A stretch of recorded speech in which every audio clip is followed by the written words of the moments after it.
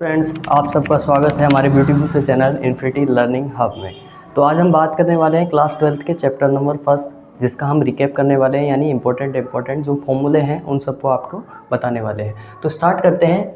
इसमें class 12th में जो हम मेनली पढ़ते हैं वो पढ़ते हैं इलेक्ट्रोमैग्नेटिज्म। ठीक है, इलेक्ट्रोमैग्नेटिज्म में सबसे पहले हम पढ़ते हैं इलेक्ट्रोस्टैटिक, फिर पढ़ते हैं हम इलेक्ट्रोडायनेमिक्स। इलेक्ट्रोस्टैटिक इसका मीन्स है जहाँ पे चार्जेस क्या हो, रेस्ट में हो। ठीक है, अगर चार्जेस रेस्ट में होंगे तो हमें क्या क्या देखने को मिलेगा। देखो, हमको देखने को मिलेगा इलेक्ट्रिक फोर्स, साथ में हमको देखने को मिलेगा इलेक्ट्रिक फील्ड, फिर हम पढ़ेंगे Coulomb's law and Gauss laws के बारे में, इसके बारे में। ठीक है, अब इलेक्ट्रोडायनेमिक्स जब हम पढ़ते हैं तो इलेक्ट्रोडायनेमिक्स का मतलब डायनेमिक्स से आपको समझ में आ रहा हो कि यानी कि मोशन में है। ठीक है, तो यहाँ पे क्या हो जाएंगे, चार्जेस क्या हो जाएंगे, चार्जेस हो जाएंगे मोशन में, चार्जेस मोशन में हो जाएंगे। इसका मतलब हमको यहाँ पे क्या क्या देखने को मिलेगा, इलेक्ट्रिक फील्ड, साथ में मैग्नेटिक फील्ड।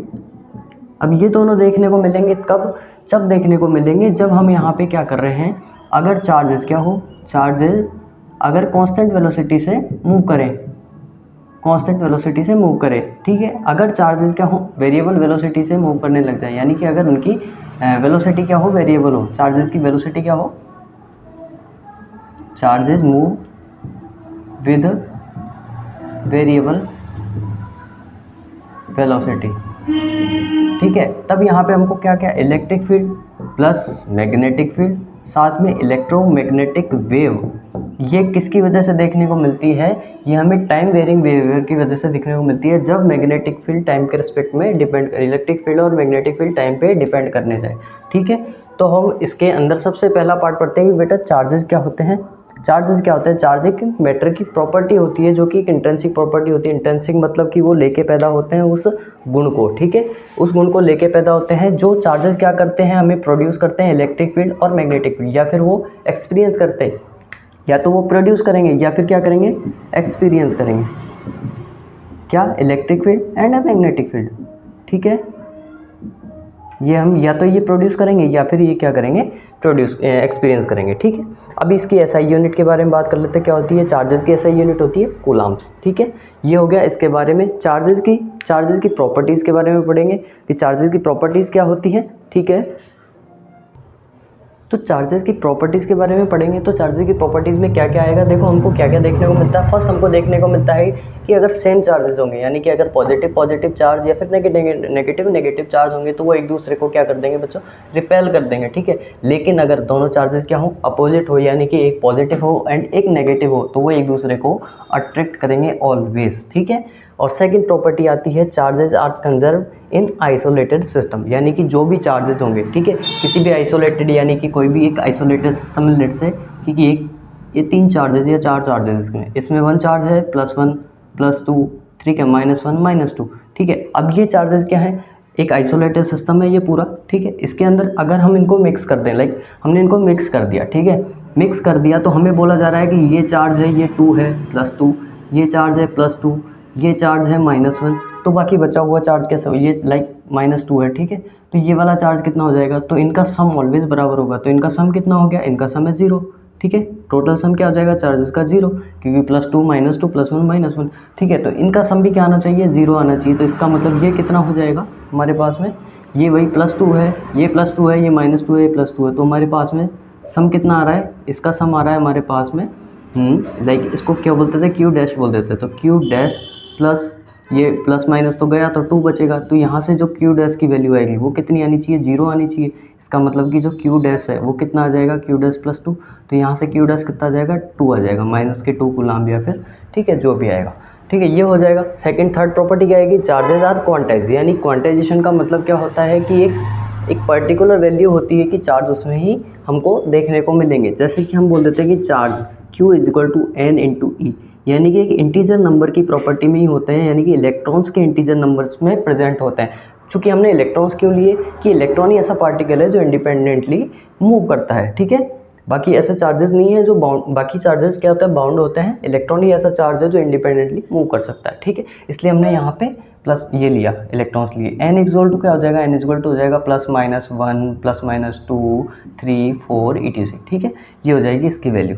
फोर्थ हमारे पास में इसकी प्रॉपर्टी आती है कि चार्जेस आर एडिटिव प्रॉपर्टी। ठीक है, चार्जेस क्या हो सकते हैं, एडिटिव हो सकते हैं, यानी कि नॉर्मल हम जैसे बोलते हैं कि एक +q चार्ज है, एक -2q है, एक +3q है, ठीक है। तो हम सब देखते हैं कि इनमें चार्जेस कितने होंगे, टोटल चार्ज, तो हम सब इसको ऐड कर देंगे। ऐड लाइक ये माइनस है तो यहाँ पे माइनस हो जाएगा और यहाँ पे प्लस है तो ये प्लस हो जाएगा, ठीक है। तो ये टोटल चार्ज कितने हो जाएंगे, 3 + 2 यानी +1 +1 +1, तो ये हो जाएगा 2q, यानी कि एक एडिटिव प्रॉपर्टी ये रखते हैं, ठीक है। तो आगे बात करते हैं इलेक्ट्रिक फोर्स के बारे में, कूलम्बिक फोर्स के बारे में, ये सब क्या होते हैं, ठीक है।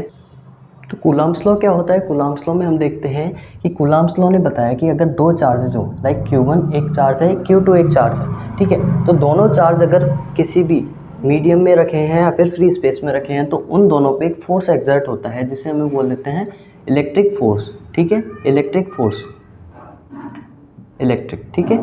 तो इलेक्ट्रिक फोर्स में क्या हो जाएगा हमारे पास में कि इलेक्ट्रिक फोर्स क्या हो जाएगा, ये होता है K Q1 Q2 upon R², यानी कि दोनों चार्जेस के मल्टीपल के प्रोपोर्शनल और उनके बीच के डिस्टेंस के इन्वर्सली प्रोपोर्शनल, स्क्वायर के इन्वर्सली प्रोपोर्शनल ये होता है, इसे बोलते हैं कूलम्ब्स लॉ, ठीक है। ये हमारे पास में आ जाता है कूलम्ब्स लॉ। क्या याद रखोगे, मेनली हमें फॉर्मूला याद रखना है F = K Q1 Q2 upon R², ठीक है।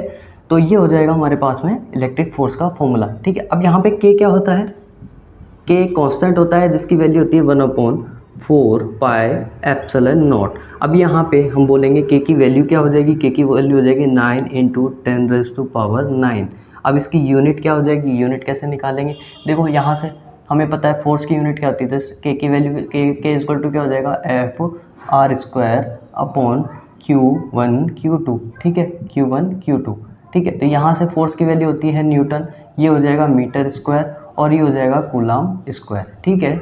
चार्जेस क्या होते हैं, कूलम्ब स्क्वायर होते हैं, तो यहाँ से K की यूनिट आ जाएगी newton metre square upon coulomb square, इसकी ये यूनिट आ जाएगी, ठीक है। अभी यहाँ पे ये क्या हो जाएगा, K हो जाएगा कांस्टेंट, साथ में अभी पूछोगे सर एप्सिलॉन नॉट क्या है, तो एप्सिलॉन नॉट है परमिटिविटी, ठीक है, परमिटिविटी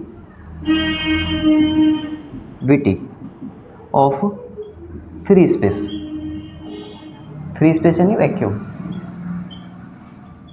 ठीक है। तो इसकी वैल्यू क्या होती है 8.85 × 10⁻⁻12। अब इसकी यूनिट पूछोगे तो सर इसकी यूनिट क्या हो जाती है, तो K की यूनिट क्या होती है भाई, K का इन्वर्स, लाइक K की यूनिट क्या होगी, देखो एप्सिलॉन नॉट क्या हो जाएगा, K का इन्वर्स, तो यहाँ से हम निकालेंगे coulomb square upon newton metre square, इसकी ये यूनिट हो जाएगी, ठीक है। अभी ये K है जो क्या है, कांस्टेंट है, ये किस पे डिपेंड करता है, ये एप्सिलॉन नॉट यानी परमिटिविटी। अब परमिटिविटी क्या होती है कि ये खुद का एक फील्ड होता है, ठीक है, जो क्या करता है, इलेक्ट्रिक फील्ड जनरेट होता है उसको क्या करता है, कम करता है, लाइक क्योंकि ये इन्वर्स में है अपॉन में, यानी कि इसकी वैल्यू जैसे जैसे बढ़ेगी, यानी परमिटिविटी जैसे जैसे इंक्रीज होगी वैसे वैसे फोर्स डिक्रीज होता जाएगा, ठीक है। यानी कि हम बोल सकते हैं force is inversely proportional to epsilon. अब एप्सिलॉन क्या होता है, एप्सिलॉन होता है परमिटिविटी, ठीक है। अब परमिटिविटी अलग अलग मीडियम्स पे अलग अलग होती है, ठीक है। इसके बारे में हम यहाँ पे देख लेते हैं कि जो परमिटिविटी ऑफ मीडियम है, परमिटिविटी ऑफ मीडियम में वो क्या होता है, रिलेटिव परमिटिविटी और मल्टीप्लाई ऑफ एप्सिलॉन नॉट, यानी कि स्पेस की परमिटिविटी के बराबर होता है, ठीक है। यहाँ तक आप लिख लीजिए, इसके बाद में हम इसे रफ कर देते हैं, ठीक है बच्चों। तो इसके आगे हम देखते हैं कि इसकी वेक्टर फॉर्म क्या हो जाती है। तो इसकी वेक्टर फॉर्म में अगर हम लिखना चाहें कि जैसे कि ये वाला फोर्स, ये वाला चार्ज इस पर क्या करेगा, लाइक अगर मान लेते हैं ये दोनों पॉजिटिव चार्ज हैं तो ये वाला चार्ज इस पर इधर रिपल्सिव फोर्स लगाएगा, यानी इसको बोल देते हैं F2, यानी कि फोर्स ऑन 2 ड्यू टू 1, ठीक है। ये वाला चार्ज इधर फोर्स लगाएगा इस पर, ये वाला चार्ज क्या करेगा, इस पर इधर फोर्स लगाएगा, यानी हो जाएगा फोर्स ऑन 1 ड्यू टू 2, ठीक है। तो ये वाला क्या हो जाएगा, ये इसका फोर्स की वेक्टर फॉर्म हो जाएगी, ठीक है, यानी कि ये इस डायरेक्शन में इसका वेक्टर क्वांटिटी आ जाएगी हमारे पास में, ठीक है। अब हम पूछते हैं कि भाई वेक्टर फॉर्म क्या हो जाएगी इसकी, तो F वेक्टर अगर हम निकालें F21 निकाल लो या F12 निकाल लो, एक्चुअल में दोनों का क्या होगा, मैग्नीट्यूड तो सेम ही होगा ना, बस लाइक ही अपोजिट डायरेक्शन में, यानी कि F21 vector is equal to minus F12 vector, ऐसे हो जाएगा, ठीक है। अब F21 और F12 क्या होता है, वेक्टर में अगर निकाले तो इसकी वेक्टर फॉर्म देख लेते हैं। F12 vector is equal to हो जाएगा K Q1 Q2 upon R vector का स्क्वायर, ठीक है, इसका मॉड हो जाएगा। अब इसकी डायरेक्शन क्या हो जाएगी, लाइक अगर इधर फोर्स है, कौन सा है, F12 है, तो ये हो जाएगा R कैप, यानी कि यह माइनस R कैप बोल देते हैं, क्योंकि इसको बोल देता है प्लस R कैप, तो इधर हो जाएगा माइनस R कैप, ठीक है। R कैप क्या है, डायरेक्शन हो जाएगी रेडियस की, ठीक है। अगर आप F21 निकालें तो F21 कितना हो जाएगा, K Q1 Q2 upon r vector का स्क्वायर, और ये हो जाएगा प्लस आर के, कोई दिक्कत नहीं है, ये हो जाएगा R12 और ये R21। ठीक है, अब R12 और R21 क्या है ये भी अगर डिस्कस करना चाहें तो हम देख लेते हैं कि ये जो R1 है, लाइक ये वाला चार्ज यहाँ पे, ये वाला चार्ज यहाँ पे, हम यहाँ से मेजर कर रहे हैं तो ये वाली डिस्टेंस लाइक बोल देते हैं R1 है, ये वाली क्या है R2 है। ठीक है, अगर तुम इधर से इधर फोर्स निकाल रहे हो तो ये R12 और इधर से इधर निकाल रहे हो तो R21, तो ये वाली वेक्टर इसका डायरेक्शन हो जाएगी। ठीक है, तो इसमें कोई दोहराई नहीं है। ठीक है, ये हो जाएगी इसकी वेक्टर फॉर्म। ठीक है, तो आगे हम देखते हैं कि इसके बारे में क्या क्या होगा। अभी सबसे पहले हम देख लेते हैं आगे इसके क्या होगा। तो इसके बाद में हम पढ़ेंगे प्रिंसिपल ऑफ सुपरपोजिशन, जो कि क्या होता है। प्रिंसिपल ऑफ सुपरपोजिशन हमें बताता है कि अगर कोई एक चार्ज है उस पर अदर चार्जेस की वजह से अगर फोर्स लग रहा है तो वो क्या होगा।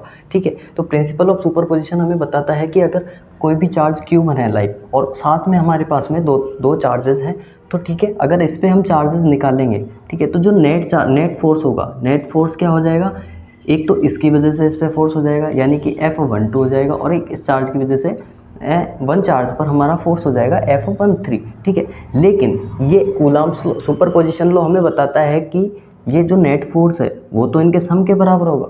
ठीक है, लेकिन इस चार्ज के आने की वजह से, मान लो हम यहाँ पे कोई Q4 चार्जेज अगर अप्लाई कर देते हैं, तो उस चार्ज की वजह से, किसी भी थर्ड चार्ज की वजह से जो दो बीच में चार्ज लग रहा है यानी F12 है, जो इन दोनों बीच के चार्जेस की फोर्स है। ठीक है, या फिर F13 यानी इन दोनों चार्जेस के बीच का फोर्स है।